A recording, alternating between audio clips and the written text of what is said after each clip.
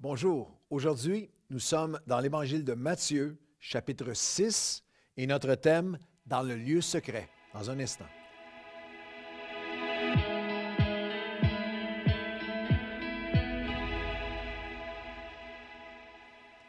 Bonjour à tous et bienvenue à votre café matinal. Nous sommes à quelques semaines de Pâques, de la fin de semaine de Pâques. C'est le plus grand week-end de l'année pour nous comme chrétiens. Et je veux à l'avance vous inviter à faire de la place dans votre calendrier du week-end parce qu'on vous a préparé un week-end en ligne formidable. Le thème de notre fin de semaine va être Revelare Velum, ce qui en latin veut dire lever le voile. Et nous voulons lever le voile sur la croix et lever le voile sur la résurrection. Deux programmes, deux célébrations, deux concerts avec musique et avec aussi messages différents, mais qui se complètent. Première et deuxième partie, lever le voile sur la croix lors du Vendredi Saint et lever le voile sur Pâques, bien sûr, la résurrection le dimanche matin de Pâques. Consultez bien nos différents médias sociaux, notre site Internet, bien sûr, notre page Facebook, sur YouTube aussi.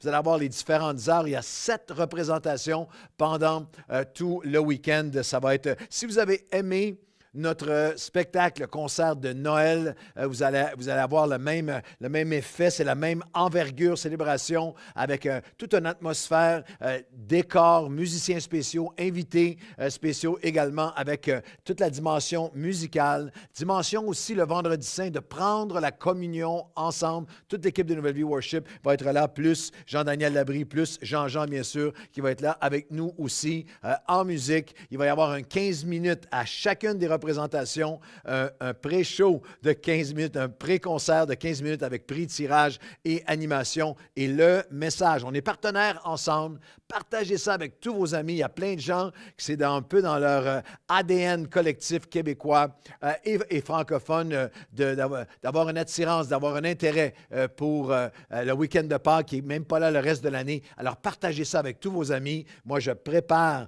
un message. Il y a vraiment quelque chose qui brûle sur mon cœur. Lever le voile sur la croix, ce qu'elle veut dire pour nous aujourd'hui, et lever le voile sur la résurrection le dimanche de Pâques. Alors ne manquez pas ça. Aujourd'hui, nous sommes dans Matthieu chapitre 6.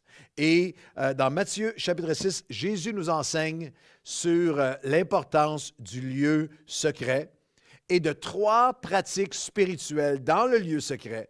3 pratiques spirituelles, 3 disciplines spirituelles qui doivent faire partie intégrale de la vie de chaque croyant. Pas seulement pour une élite spirituelle ou pour des pasteurs ou leaders ou gens dans le ministère, pas sporadiquement. Jésus, dans Matthieu chapitre 6, commence avec ces trois principes, ces 3 appels.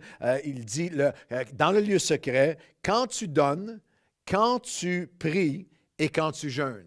Quand tu ne donnes pas, si tu donnes, ou si tu pries, ou si tu jeûnes, ou 1 sur 3, ou 2 sur 3, ou une fois par année, ou non, quand dans la pensée de Christ, c'est une partie intégrale de notre marche avec lui, quand tu donnes, quand tu pries et quand tu jeûnes. Et c'est dans le lieu secret. Le chapitre 6 commence avec « Gardez-vous de pratiquer votre justice devant les hommes pour être vus. Autrement, vous n'aurez point de récompense auprès de votre Père qui est dans les cieux. » Alors, c'est dans le lieu secret. Alors donc, lorsque vous donnez, ne donnez pas, ne sonnez pas la trompette devant lui, comme le font les hypocrites dans les synagogues, dans les rues, afin d'être glorifiés par les hommes. Je vous le dis, ils vont recevoir leur récompense. Mais quand tu fais l'aumône, quand tu donnes, que ta main gauche ne sache pas ce que ta main droite, afin que ta générosité se fasse en secret, et ton Père qui voit dans le secret te le rendra. Verset 5 de Matthieu 6, lorsque vous priez, ne soyez pas comme les hypocrites qui aiment prier debout dans la synagogue, sur le coin des rues pour être vus. Je vous le dis en vérité, ils ont eu leur récompense. Mais quand tu pries, entre dans ta chambre et ferme la porte et prie, et ton Père qui est dans le lieu secret te le rendra. Ton Père qui voit dans le lieu secret te le rendra. Et même concept au même chapitre et au verset 16. Et quand tu jeûnes, lorsque vous jeûnez, ne prenez pas un air triste comme les hypocrites qui se rendent le visage tout défait pour montrer aux hommes qu'ils jeûnent. Ils ont l'air de souffrir parce qu'ils jeûnent. Je vous le dis en vérité, ils reçoivent leur récompense. Mais quand tu jeûnes, parfume ta tête et ton visage afin de ne pas montrer aux hommes que tu jeûnes, mais à ton Père céleste qui est dans le lieu secret. Et ton Père qui voit dans le lieu secret te le rendra. Quand tu donnes, quand tu pries et quand tu jeûnes. Alors, il y a un élément de ces trois disciplines spirituelles que Dieu nous appelle à faire, et c'est une bonne question. Est-ce que tu donnes? Est-ce que tu pries? Est-ce que tu jeûnes? Le Seigneur nous appelle à cela. Si, par exemple, le sujet du jeûne vous intéresse, on a plein d'enseignements sur notre site où on parle de manière très pratique sur comment on peut jeûner et prier, jeûner, commencer là où nous sommes. Jeûner un repas, jeûner une journée, manger le soir un jeûne partiel, un jeûne. Alors, il y a tout un enseignement biblique qui est là. Et il y a la dimension de l'avertissement. Ne le fais pas. L'important, c'est le cœur. Ne le fais pas pour être vu. Ne le fais pas pour être reconnu. Ne le fais pas pour... et les pharisiens étaient spécialistes de donner, de jeûner, de prier pour que tout le monde les voie. Et Jésus dit, lorsque tu fais ça, si tu cherches l'approbation, l'admiration, le respect, l'élévation des hommes, enjoy it. Prends-y tout le plaisir que tu peux parce que c'est la seule récompense que tu vas avoir. Et il sera là la récompense. Mais lorsque tu donnes, lorsque tu jeûnes, lorsque tu pries, dans le lieu secret, il y a un avertissement. Lorsque tu le fais, fais-le dans le lieu secret. Maintenant, laissez-moi tout de suite vous donner non seulement l'avertissement du lieu secret, mais ce que j'appelle l'attitude équilibrée du lieu secret. Parce qu'en effet, Jésus nous appelle à faire ces pratiques dans le lieu secret, mais il y a cette dimension biblique, et c'est important parce que chaque texte hors de son contexte devient un prétexte. Et on interprète les Écritures dans leur ensemble. Toute la dimension d'herméneutique, c'est l'interprétation des Écritures dans leur ensemble. Et il y a eu une espèce de légalisme qui est obtus, qui ignore l'ensemble des Écritures, où à cause de l'appel du lieu secret, si tu pries et que c'est su publiquement, tu es disqualifié. Si tu jeûnes et qu'on sait que tu as jeûné, tu es disqualifié. Si tu donnes et qu'il y a quelque chose qui est su publiquement que tu as donné, tu es disqualifié. Et pourtant, dans les trois disciplines, bibliquement, il y a aussi un aspect public. Quand tu donnes, mais il y a aussi dans les Écritures, on le donne en secret, on ne donne pas pour être vu, mais il y a dans les Écritures, dans les Chroniques, dans Néhémie, dans les Actes, dans les Épîtres, dans les enseignements de Paul, 2 Corinthiens 8 et 9, il y a toute une dimension publique. Ils nomment qui a donné, ce qu'ils ont donné, donnent certains exemples. Alors, il y a un équilibre dans cette recherche. La même chose non seulement quand tu donnes, mais quand tu pries. Ou quand tu jeûnes. Il y a dans la Bible Daniel, David, les prophètes, Joël, des jeûnes, des temps de prière et des jeûnes corporatifs, où on appelle au jeûne le corps de Christ, où on nomme ceux qui ont donné, ceux qui ont prié, ceux qui ont jeûné. Dans la chambre haute, dans le Nouveau Testament, Paul parle de ces jeûnes. Dans l'Église d'Antioche, il y avait un jeûne qui était public et qui est connu. Alors, il y a un équilibre à aller chercher. C'est une affaire de cœur, mais ce n'est pas une affaire pour se condamner l'un l'autre. C'est une dimension de l'avertissement du lieu secret, l'attitude équilibrée du lieu secret. Il y a un apprentissage aussi de la prière dans le lieu secret. Et vous connaissez ce texte, je ne lirai pas en entier, mais au verset 6, quand tu pries, tu entres dans ton lieu de prière secret et ton Père te le rendra. Et en priant, ne multipliez pas, verset 7, les vaines paroles comme les païens le font. Lorsque vous priez, priez en disant, et nous savons par l'Évangile de Luc que les disciples ont demandé au Seigneur, « Seigneur, enseigne-nous. » Jésus, après l'avoir vu prier, « Enseigne-nous comment prier. » Il y a un apprentissage de prière. Et l'avertissement que Jésus donne, c'est contre les vaines répétitions. Et là, il y a l'enseignement qu'on a appelé l'enseignement du Notre Père. Et c'est assez hallucinant que le verset qui précède Notre Père nous met en garde contre les vaines répétitions et dans de larges segments et pans du christianisme, il y a eu traditionnel et religieux, le Notre Père est devenu pour plusieurs une vaine répétition.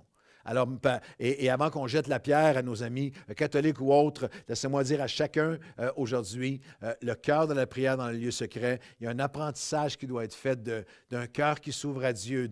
Chacun, pour moi, des principes de Notre Père sont des guides de prière, mais pas à être répétés vainement, mais un cœur qui va vers Dieu. Je veux simplement vous appeler à ne jamais cesser de faire l'apprentissage, parce que dans nos milieux évangéliques, pentecôtistes, protestants et autres, on peut avoir plein de vaines répétitions. Carrément, la répétition vaine, c'est plus une affaire de cœur. L'apprentissage de la prière, l'avertissement, l'attitude équilibrée face au lieu secret, l'avertissement du lieu secret, l'attitude équilibrée, l'apprentissage du lieu secret.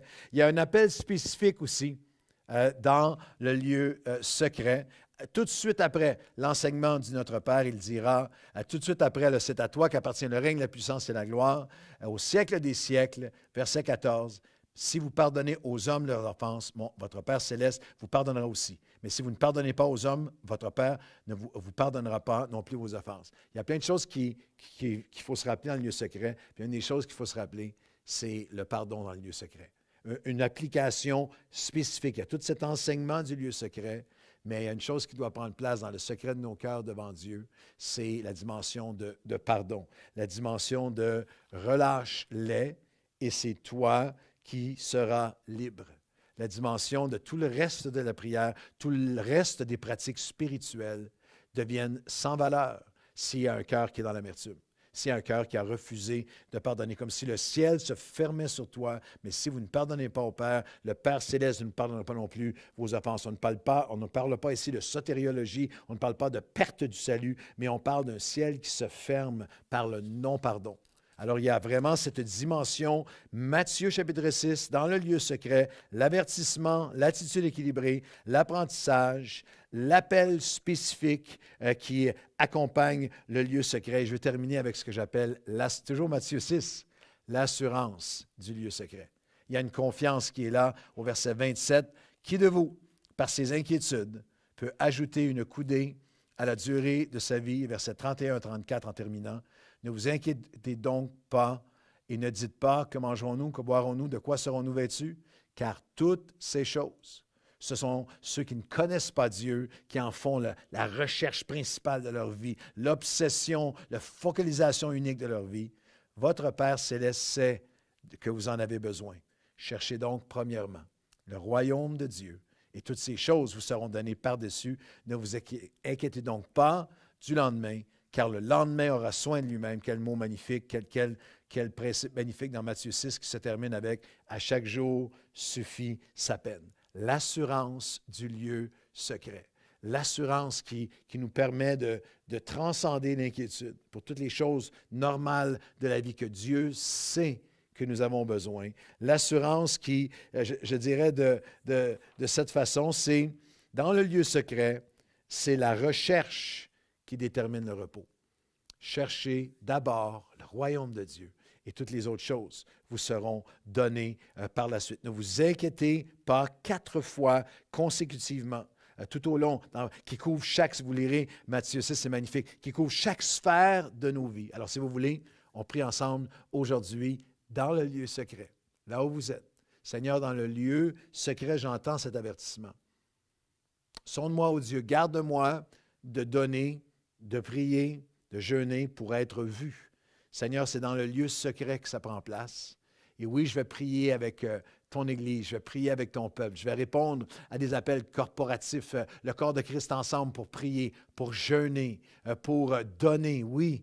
Mais Seigneur, au-delà de la dimension publique, dans le lieu secret, mon Père me le rendra. C'est à toi que je prie, c'est à toi que je donne, c'est devant toi que je jeûne. Et quelle assurance que tu nous le rendras. Garde-moi cette attitude saine. Seigneur, garde-moi dans cet apprentissage où je ne suis pas pensant avoir accompli, avoir acquis, avoir atteint dans la prière. Oh mon Dieu, non. Amène-moi dans cet endroit d'apprentissage où je bannis de mon cœur les vaines répétitions. Tu veux un cœur fluide, un cœur ouvert, un cœur transparent, un cœur à cœur avec moi chaque jour. Alors continue à m'apprendre à prier et à m'apaiser avec cette assurance. Chaque jour suffit sa peine. Ma poursuite, ma recherche va déterminer mon repos. Et ce que je recherche, qui je recherche en premier, c'est toi et ton royaume dans le lieu secret.